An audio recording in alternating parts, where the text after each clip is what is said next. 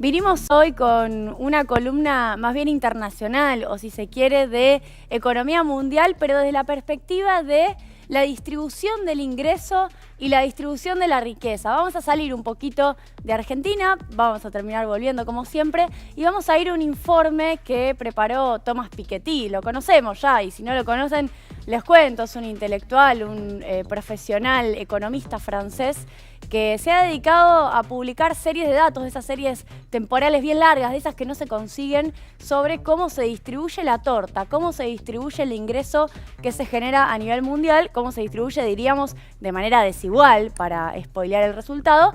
Y lo que publicó ahora es qué pasó después de la pandemia. ¿Cómo nos dejó la pandemia en materia de distribución del ingreso?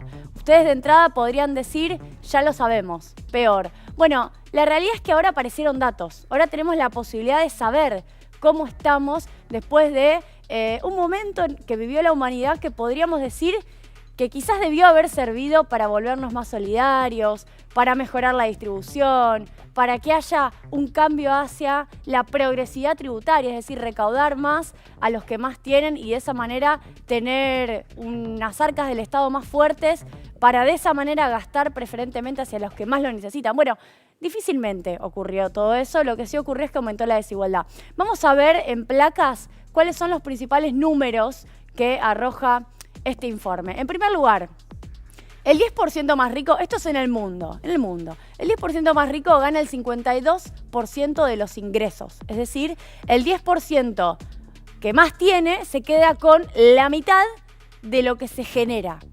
O digo al revés, la mitad de lo que se genera en todo el mundo de riqueza a nivel mundial, ingresos mejor dicho, se lo queda solamente el 10% de la población. Luego vamos al extremo opuesto, el 50% más pobre se queda solamente con el 8,5% de los ingresos. Al revés, la mitad de la población del mundo se queda solamente con menos del 10% de lo que se produce en materia de ingresos. Bueno, así funciona el mundo hoy. Lo digo también para poner en contexto muchas de las discusiones que damos acá en Argentina en relación a cómo debiera, por ejemplo, funcionar la arquitectura financiera internacional. ¿Qué es lo que tiene que hacer el Fondo Monetario Internacional con los países más pobres y con los países de ingresos medios? Nosotros planteamos que debería ser mucho más flexible el Fondo Monetario Internacional, porque además el mundo es muy desigual. Bueno, acá tenemos los datos de Piketty que claramente ratifican lo que venimos diciendo. Y además, porque una cosa son los ingresos y otra cosa es la riqueza. Bien, los ingresos es el flujo, la riqueza es el stock, me puse en economista. Los ingresos es, por ejemplo, el salario. El salario es un ingreso, ¿no? Vos cobrás un salario, un ingreso, o cobrás lo que fuera, una remuneración. Bueno, eso se considera ingreso y por ende flujo. La riqueza es lo que vos tenés. Si vos sos propietario de una casa o sos propietario de un auto, eso es lo que vos detentás como propietario, ¿bien? Una cosa es cómo se distribuye lo que se genera, los ingresos, y otra cosa es cómo está distribuido lo que hay, los bienes del planeta, cómo están distribuidos. Bueno, fíjense que todavía es peor la distribución en materia de la riqueza. El 10% más rico, es decir, el 10% de la población que más tiene el 76% de la riqueza en el mundo, es decir, de los bienes, de lo que hay. Bien, de las tierras, podríamos decir, para ponernos más básicos todavía, ¿no? Bueno, y el 50% más pobre, es decir, la mitad de la población que es más pobre, tiene solamente el 2% de la riqueza. O sea, fíjense que la distribución en materia de ingresos es un poquito más flexible que la distribución en materia de bienes, de riqueza. Bueno, avancemos. Así no nos detenemos solamente en este primer dato. Acá sencillamente tenemos un gráfico, lo mismo que les acabo de decir. Fíjense, estas tres columnas refieren a la distribución en el ingreso. Acá tenemos que el 52% está concentrado, entre los que más tienen y el 8,5% es solamente lo que menos tienen. Y acá tenemos la distribución en riqueza. Pero vamos para adelante porque este gráfico ya se los expliqué en la placa anterior. Miren esto. La región más desigual en materia de ingresos no es América Latina, es Oriente Medio y África del Norte. La menos desigual es Europa.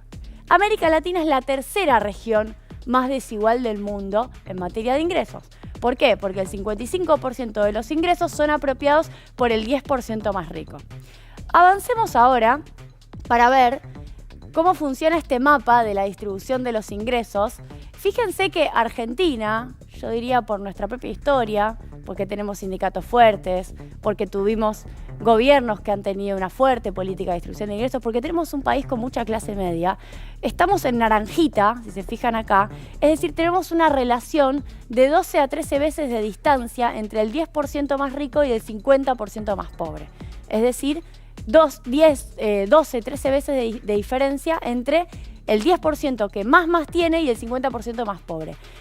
Lo que está más en rojo, fíjense, gran parte de América Latina, fíjense África, fíjense Medio Oriente, lo que está más en rojo, bueno, también México, tiene una diferencia de entre 20 y 50 veces de distancia entre el 10% más rico y el 50% más pobre. Así todo, Argentina no es un país de los más igualitarios. Los más igualitarios podríamos decir que es el amarillito, en donde tenemos a gran parte de Europa, en donde los ingresos se distribuyen bastante mejor, entre 5 y 12 veces de distancia entre el que más tiene respecto de los que menos tienen. ¿Bien? Avancemos. Es un poco Argentina en el mundo esto. Ahora, yo les dije, América Latina es la región que tiene, es la tercera en materia de desigualdad en ingresos.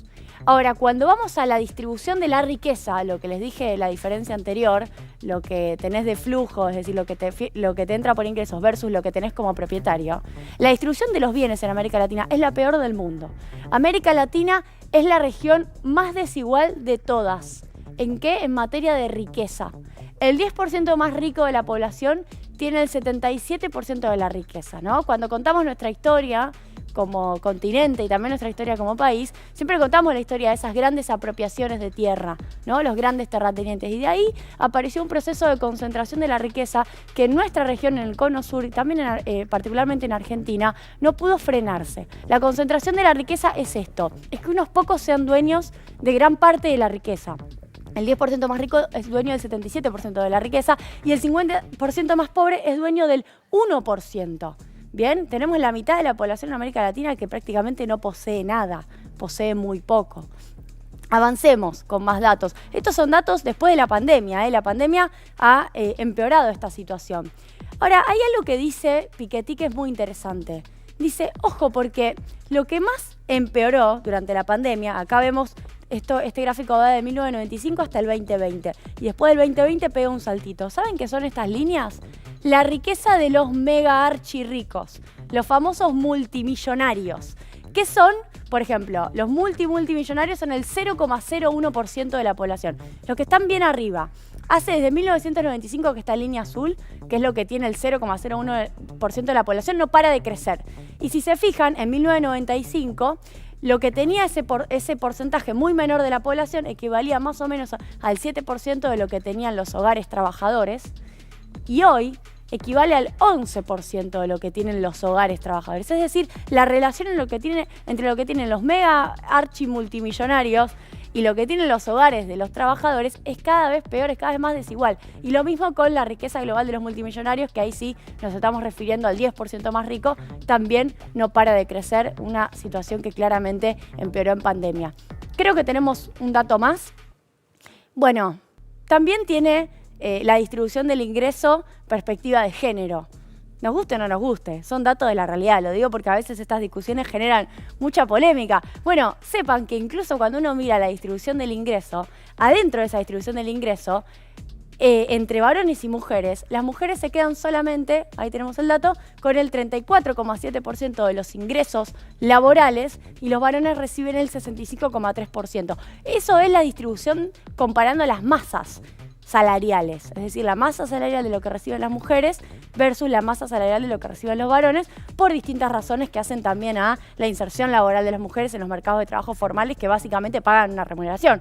Gran parte de las mujeres trabajan al día de hoy en su casa y eso significa que no tienen remuneración, por ende no tienen estos ingresos, por ende están afuera de estos números. Bueno, y acá tenemos entre 1990 y la actualidad, si mejoró, si empeoró la participación de las mujeres en el ingreso, y mejoró pero muy poquito, muy poquito. Eran el 30% la participación de las mujeres en los ingresos laborales en 1990, fue creciendo levemente y hoy llegamos a tener el 34,7% en el periodo de los últimos 5 años, 2015-2020. Bueno, acá tenemos la línea roja, que sería el lugar a llegar. La igualdad de género sería que haya 50% de ingresos laborales explicados por mujeres y 50% explicados por varones, bueno, no estaría ocurriendo, no estaría pasando. Me parecía muy importante poder traer estos datos al día de hoy. Creo que muchas de las discusiones que damos, ya sea desde la perspectiva de género, desde el feminismo, pero también desde